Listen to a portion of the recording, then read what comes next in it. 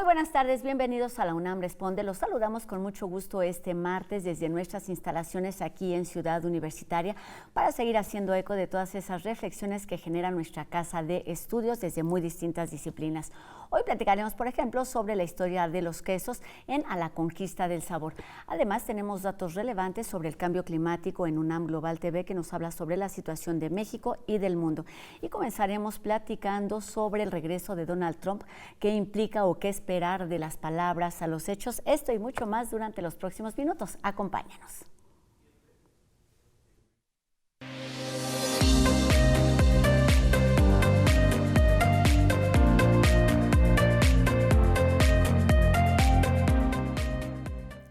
La llegada por segunda ocasión de Donald Trump a la presidencia de Estados Unidos genera, por decirlo menos, incertidumbre, preocupación y expectativas con respecto, por ejemplo, a la relación que se dará con nuestro país y lo que puede ocurrir en el ámbito político, económico y social.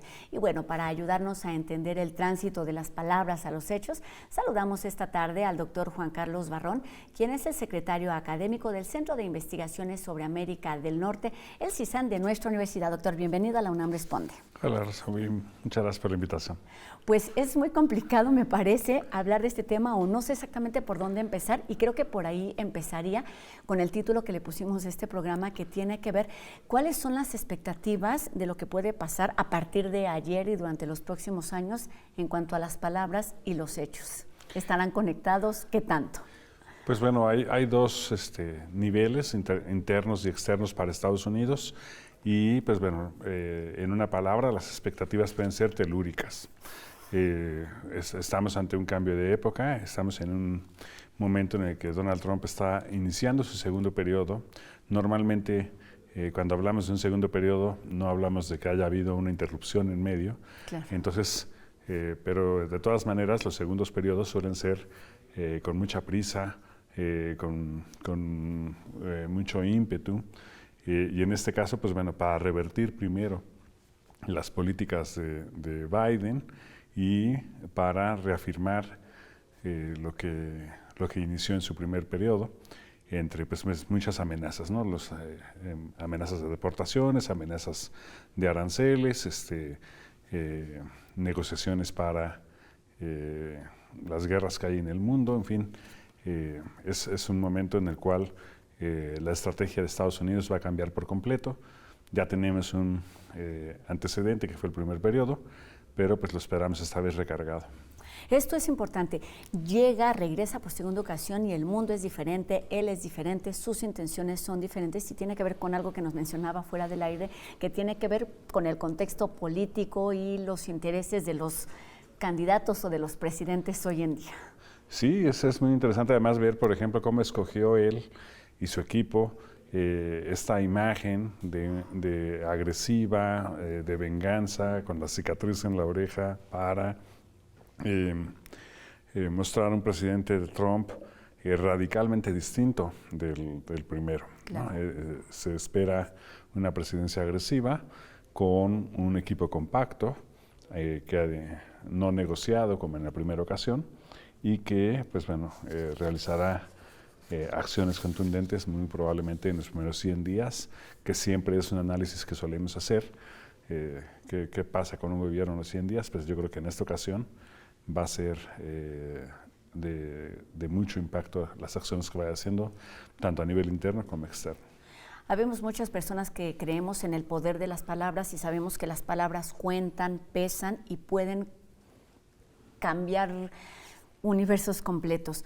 Durante mucho tiempo Trump tuvo este discurso y lo podríamos justificar o entender como la parte de la polémica, de la controversia, por su formación empresarial, pero por su formación en la farándula y demás. En este momento no podemos pensar solo eso, y lo acabo de mencionar en algunas ocasiones. Se trata de un discurso agresivo que puede no solamente ofender, sino lastimar a personas y no pocas personas. Sí, pues bueno, va con la intención, ¿no? Yo creo que sus aliados ahora, o sea, digamos, en la primera etapa había mucho énfasis por parte de los analistas políticos en torno a que Trump era un empresario de bienes raíces. Y obviamente ahora, pues, esto sigue importando.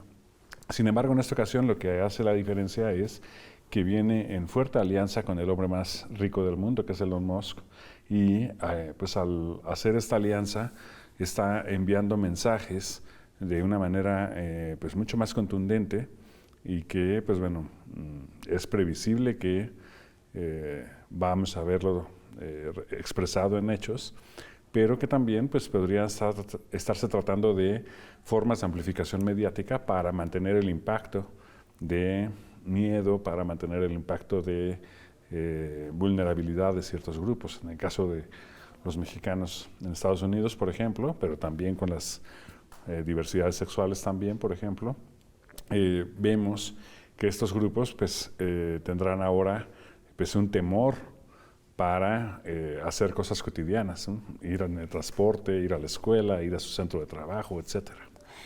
Ya no es el expresidente, ya no es el candidato ni el presidente electo, es el presidente en funciones y supondríamos quizás que debería tener un poco más de formalidad, de respeto, de intenciones más claras en cuanto a las relaciones internacionales quizás. ¿Qué tanto va a cambiar conociendo y entendiendo el lugar y las intenciones que tiene Donald Trump hoy en día? Pues hay varios temas ahí.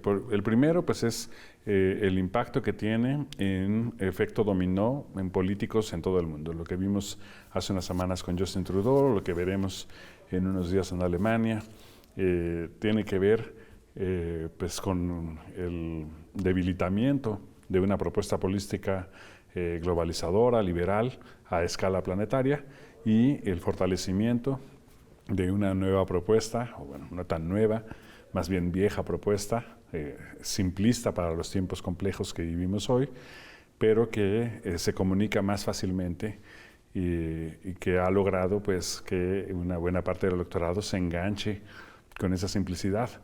Lo terrible pues, es que los tiempos actuales ya no son tan simples y por lo tanto pues, cuesta trabajo imaginar cómo van a ser las consecuencias de estas contradicciones que implican pues, sus políticas que va a implementar.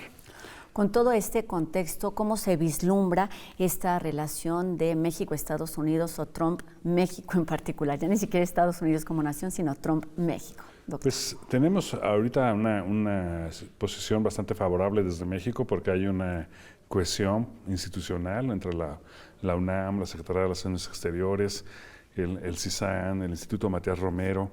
Estamos todos en la misma sintonía de pues, proteger a nuestros connacionales, reducir la vulnerabilidad de ciertas personas a través de los consulados. Estamos teniendo formas de apoyo para Dreamers, en fin. Hay un conjunto de temas en donde pues, ya de manera anticipada estamos previendo las hostilidades que se verán. Entonces, pues sí, va a ser... nunca ha sido fácil la relación con Estados Unidos, siempre ha sido compleja. Ahora pues hay más ruido mediático. Posiblemente sí estemos en una situación particularmente complicada, pero también pues, contamos con personas para hacer esta labor. Hay también un hecho importante que tiene que ver con que independientemente de lo que pase, parece que Trump tiene un universo aparte en donde tiene su propia versión de los hechos. ¿Cómo lograr que esa versión de los hechos no sea tan invasiva, no sea como, vaya más allá de lo que él imagina? Sí, pues la guerra mediática es algo tremendo, ¿no? Tenemos que ver la complejidad con la que las redes digitales han creado. O sea, por un lado, la paradoja es que pues hay una mayor diversidad y mayor alcance tanto en la creación de contenidos como en el acceso hacia ellos, pero por otro lado, los discursos se hacen más uniformizadores, lo que hemos visto, por ejemplo, en polarización, en términos de las fake news o de la infodemia. Lo que vemos es lo fácil que se genera el blanco y el negro en estos contextos mediáticos. Es algo que sí ha resultado un poco sorprendente. Bueno, desde la pandemia lo fuimos aprendiendo a la mala, pero sí se pensaba antes de la pandemia que si se contaba con más información y una ciudadanía mejor informada, iba a tener pues más elementos para su racionalidad y una mejor toma de decisiones. Pero no ha sido así. Esta saturación de información lo que está trayendo consigo es la necesidad de aferrarse a respuestas simples, a tratar de fortalecer creencias previas, y eso pues ha puesto a los sistemas políticos en una situación muy frágil, sobre todo los sistemas políticos democráticos, en donde pues bueno, cada vez más vamos confundiendo el rating con democracia, ¿no? Claro, y son temas que pueden y deben analizar de forma muy específica, detallada e independiente. Así es, así es. En cuanto a México, tenemos pues evidentemente esta cercanía territorial, esta cercanía económica, esta cercanía social con respecto al flujo de personas que van y vienen en todo momento. ¿Cómo atender estas problemáticas en la vida real o qué tan viables son esos discursos que ha tenido y cómo sucederá ya en los hechos, doctor? ¿Cuáles son las expectativas también en este sentido? Sí, pues bueno, en el CISAN lo que hacemos es que hacemos investigación interdisciplinaria para tratar de ir entendiendo la complejidad de estas interacciones. La interdependencia entre México y Estados Unidos y también Canadá, nada más que ahorita nos ocupa Estados Unidos, pero en otra ocasión podemos hablar de la otra. Okay. La interdependencia ha sido creciente. ¿Por qué? Pues porque pues, todas las personas que se han ido para allá y que empiezan a trabajar de un lado, luego pues, empezamos a ver una comunicación, por ejemplo, a través de remesas, en fin, ciertos síntomas económicos, pero lo que hemos aprendido ahora en el CISAN es que la parte sociocultural es la que ha construido los lazos que fortalecen la región. Familias que se comunican a través de WhatsApp, grupos empresariales que se van conectando a través de la frontera y que van realizando negocios, digamos, acelerando los procesos de productividad y de intercambio. Temas culturales, no sé, los deportes, el fútbol americano, el béisbol, la música, todos estos elementos han creado una mayor compenetración, digamos, de las audiencias, de los públicos, tanto estadounidenses como mexicanos. Hay muchísima gente en Estados Unidos que no habla español, pero que escucha música en español. Nosotros teníamos esa tendencia en México cuando decíamos, bueno, la gente habla español, pero escucha música en inglés, porque ¿qué entenderá de la música que escucha? Pues bueno, ahora estamos en el caso diferente, ¿no? Ahora los que guachean son los gringos, ¿no? Y entonces, esto, pues en el CISAN hemos aprendido que reconocer todos los puntos que nos acercan es muy importante también, ¿no? El discurso mediático hegemónico es reconocer cuánto nos aleja la frontera, por ejemplo. Pero en realidad la frontera en muchos otros temas nos acerca. Lo vemos, por ejemplo, en la integración que hay entre San Diego y Tijuana, en materia artística, en materia económica, en materia de servicios médicos, en materia turística, qué sé yo. Y entonces, pues eso nos permite como ayudar a entender que este supuesto alejamiento de las sociedades a nivel subterráneo no está pasando, sino al contrario, nos estamos acercando, nos estamos compenetrando en un montón de temas. Un enriquecimiento de ida y vuelta, doctor. Nos queda poco tiempo y hay algo de lo que no hemos hablado, que es la postura de la presidenta Claudia Sheinbaum, que ha estado ahí presente. ¿Qué le dice lo que ha sucedido hasta este momento y cuáles podrían ser las posturas que debería tomar ella y secretarios, autoridades de nuestro país con respecto a este endurecimiento de los discursos de Donald Trump?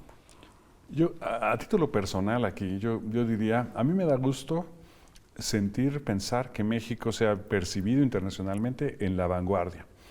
O sea, frente a un líder conservador en Estados Unidos y muy posiblemente pronto un líder conservador en Canadá, el hecho de que contemos con una mujer presidenta, el hecho de que contemos con políticas de avanzada, el hecho de que estemos hablando de humanismo, pues nos pone en una posición de vanguardia en el mundo. Y eso, pues bueno, claro, nosotros no tenemos la economía ni las cosas que tienen la capacidad de influencia de Estados Unidos, pero creo que esa posición en el mundo nos beneficia, nos hace sentir orgullosos y además ayuda, pues, a nivel internacional a que siga habiendo una brújula de, bueno, ¿por qué estamos haciendo esto, ¿no? ¿Cuáles son las razones para crear, mantener los organismos internacionales? Se tendrán que transformar. Pues bueno, sí, es verdad que hay muchas cosas que hay que transformar. Pero la paradoja de la presidenta mexicana es que ella ha ido ya a un foro internacional y ha mostrado una actitud propositiva en lugar de una posición destructiva de las instituciones. Entonces, pues bueno, a nivel internacional eso pues, es algo que yo lo vería con optimismo. Y para terminar, doctor, en este intercambio que se va a dar, por supuesto, por todo lo que hemos platicado a lo largo de por lo menos 4 años, ¿qué es lo que se puede ganar con este tipo de discurso, con este tipo de respuesta por parte del Gobierno de México? Bueno, muchísimo, pues nos faltará tiempo, pero un ejemplo claro pues es el llamado nearshoring, ¿no? La cercanía que tenemos. Es verdad que Trump ha amenazado con que si nosotros permitimos que las inversiones de China se asienten en México para el mercado estadounidense, pues ellos van a poner mecanismos de defensa. Pero el mercado no funciona así, esa es la paradoja. Claro. La cuestión es que, pues bueno, no sé, estamos hablando de plantas de chips para inteligencia artificial, estamos hablando de gente que necesita pues todo el capitalismo digital para la programación, para la elaboración de aplicaciones. También mencionábamos antes del programa, pues siendo Donald Trump un agente inmobiliario y teniendo una preocupación por el costo de la vivienda, pues va a requerir de una mano de obra para poder hacer la construcción de infraestructura, de casas, de cosas, para poder lograr ese objetivo que se ha puesto de detener el encarecimiento de la vivienda en Estados Unidos. Entonces, pues bueno, sí hay retos, por supuesto, pero también pues hay varios espacios en donde pues puede haber una buena oportunidad. Claro, y hay fortalezas y hay que resaltarlas y empujarlas, teniendo además a un personaje como este del otro lado de nuestra frontera. Pues estaremos, no nos queda de otra más que estar atentos a lo que sucede, porque esta relación nos involucra de muchas maneras y nos afecta y nos debería importar además por muchas razones. Doctor Juan Carlos Barrón Pastor, secretario académico del Centro de Investigaciones sobre América del Norte de nuestra universidad, el CISAN, y además también un columnista que sabe mucho sobre estos temas y bueno, le ha dado seguimiento. Ya hablaremos también de Canadá, como nos decía, doctor. Claro que sí, cuando gustes. Muchas gracias por la invitación. Gracias, doctor. Muy buenas tardes. Y bueno, ahora les platico sobre la videoinstalación La Trampa del artista Edgardo Aragón, que se exhibe en el Museo Universitario Arte Contemporáneo y que narra la historia de un enfrentamiento en el Valle Central de Oaxaca que sucedió en 1979 y que, bueno, cambió el curso del narcotráfico en esa zona. A través de imágenes del paisaje rural y el corrido de Huilache, el público puede conocer algunos momentos que llevaron a la quema de una avioneta con cargamento ilegal. La curaduría estuvo a cargo de Jaime González y, bueno, tiene la intención de reflexionar sobre facetas poco conocidas de la producción de narcóticos en México. Pueden visitarla hasta el 6 de abril aquí en el MUAC. Y es momento de escuchar algunas historias y leyendas sobre el queso en A la Conquista del Sabor. Hoy Joel de Alba nos habla sobre este alimento que podemos encontrar en diferentes variedades y sabores.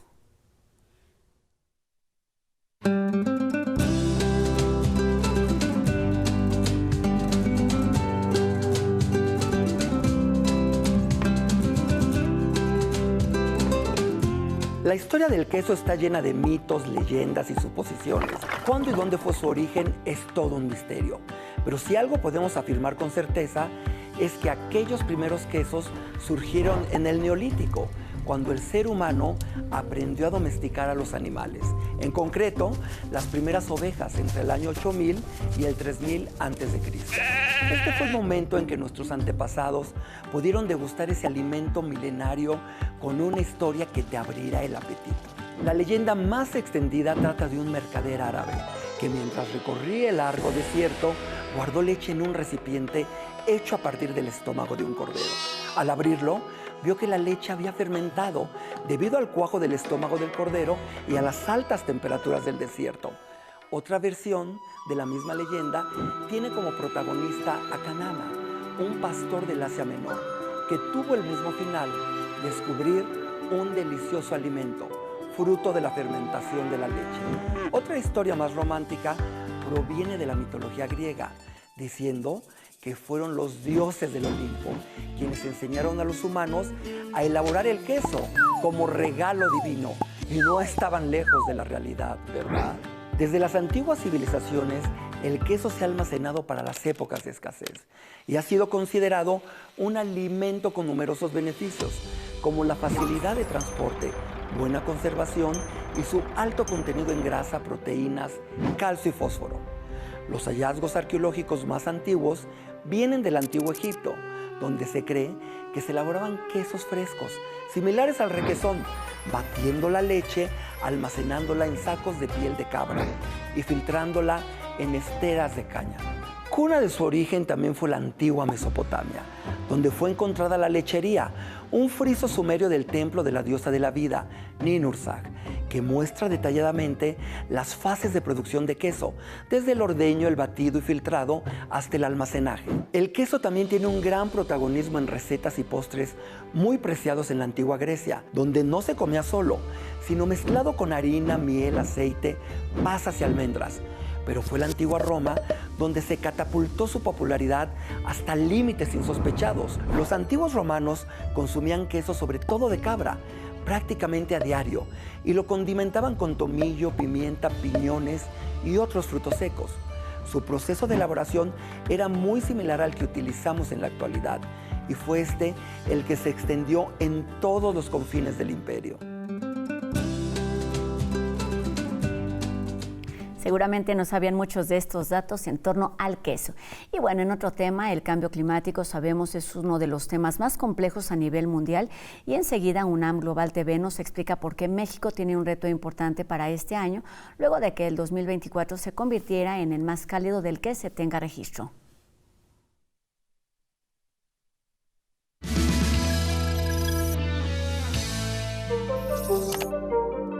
Concluyó 2024, uno de los años más calientes de los que se tengan registro. I can officially report that we have just endured a decade of deadly heat. The top 10 hottest years on record have happened in the last 10 years, including 2024. Muchos de los fenómenos ocurridos durante el año eran esperados. Lo que no se esperaba fue la intensidad y velocidad con la que se presentaron. Cambio climático es lo que se llama un problema súper retorcido. Tiene algunas características particulares. Por ejemplo, que cambia con el tiempo. Magnifica las probabilidades de ocurrencia de eventos extremos. Las opciones que teníamos cuando empezaron las negociaciones internacionales, por ahí de los años 90, ya no están en la mesa. Ya no existe esa posibilidad. Ya desapareció la posibilidad de 1.5. Que a lo mejor logremos pasar el 1.5, llegar a cerca de 2 y luego hacer que baje, todavía pudiera ser una posibilidad muy poco probable. México se encuentra particularmente vulnerable ante esta emergencia. El planeta se calienta alrededor de 2 grados por siglo, México se calienta alrededor de 3 grados por siglo. Y en algunas partes del país eso ocurre mucho más, a una tasa mucho mayor. El norte del país tenemos tendencias de hasta 6 grados por siglo y algunas partes del sur de hasta 5 grados por siglo. En 2024 la Ciudad de México rompió el récord de temperaturas, casi llegando a 35 grados centígrados en un día. Tenemos San Luis Potosí llegando a temperaturas cercanas a 50 grados. Por lo que urge tomar acciones. Es una llamada de atención enorme para países como el nuestro. La política climática que tiene México está enfocada en la parte de mitigación y tenemos que hacer un cambio muy radical a darle mucho más peso a la parte de adaptación y reducción de riesgos. Enfrentar el calentamiento global obliga a un esfuerzo sin precedentes. De parte de todos los que estamos metidos en cambio climático, que eso quiere decir tanto la investigación, el gobierno, como la población en general, ¿no? Todos tenemos que estar muy conscientes del problema que tenemos enfrente para evitar, digamos, los peores impactos del cambio climático.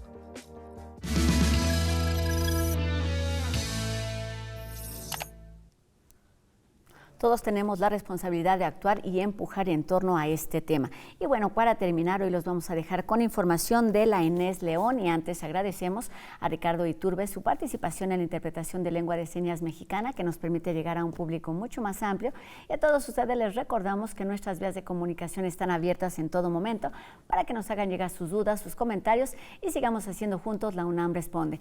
Gracias como siempre a todo el equipo que hace posible esta transmisión día con día y nos vemos aquí mañana, 2:30 de la tarde en TV UNAM. Mi nombre es Rosa Brizuela. Adiós. Somos UNAM. Somos ENES. Sé parte de nuestra gran universidad. En la ENES León puedes estudiar las licenciaturas en Administración Agropecuaria, Ciencias Agrogenómicas, Desarrollo Territorial, Desarrollo y Gestión Interculturales, Optometría, Fisioterapia, entre otras carreras. Consulta nuestra página web enes.unam.mx. Ven y vive la UNAM León.